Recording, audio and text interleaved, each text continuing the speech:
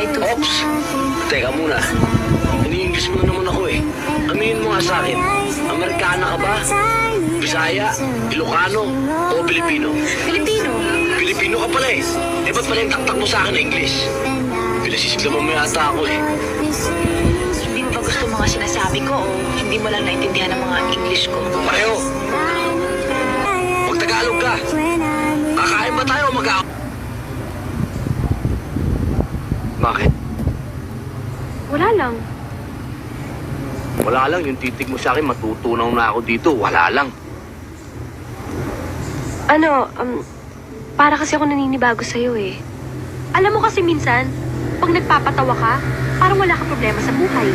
Masarap kang kasama, masarap kang kausap.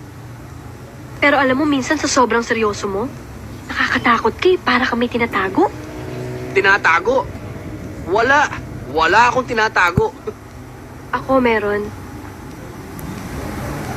Ano?